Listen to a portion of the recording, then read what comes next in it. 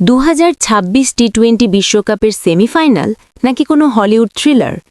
5 March মুম্বাইয়ের Wankhede stadium সাক্ষী থাকল এমন এক লড়াইয়ের, যেখানে 249 রানের পাহাড়েও শেষ মুহূর্ত পর্যন্ত ছিল টান টান উত্তেজনা। ভারত না ইংল্যান্ড, কে যাবে ফাইনালে? শেষ হাসি হাসল স্বাগতিক ভারত। টস হেরে প্রথমে ব্যাটিংয়ে নেমে ভারত গড়ে তুলল রানের এক সুবিশাল পাহাড়, যার কারিগর ছিলেন সঞ্জু স্যামসন। মাত্র 42 বলে 89 রানের একটি বিধ্বংসী ইনিংস খেলে তিনি ওয়াংখেড়েকে মাতিয়ে রাখেন। ঈশান কিষানের 39 এবং শেষ দিকে হার্দিক তিলকের ঝড়ো ব্যাটিংয়ে ভারত নির্ধারিত 20 ওভারে সংগ্রহ করে 253 রান। এটি টি20 বিশ্বকাপের নকআউট ইতিহাসে সর্বোচ্চ দলীয় সংগ্রহ। 254 রানের পাহাড়সম লক্ষ্য তাড়া করতে নেমে ইংল্যান্ড কিন্তু দমে যায়নি।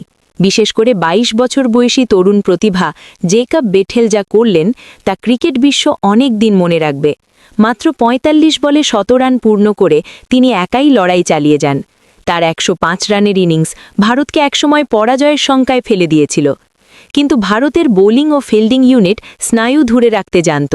অক্ষর প্যাটেলের বাউন্ডারি লাইনে সেই অতিমানবীয় ক্যাচ এবং হার্দিক পান্ডের সরাসরি থ্রোতে জেকব বেথেলের রান আউট, এই মুহূর্তগুলোই ম্যাচের মোড় ঘুরিয়ে দেয়।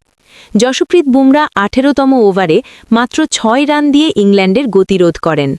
শেষ ওভারে জয়ের জন্য ইংল্যান্ডের প্রয়োজন ছিল 30 রান। শিবম দুবে 2টি ছক্কা হজম করলেও শেষ পর্যন্ত ভারত 7 রানে জয় ছিনিয়ে নেয়।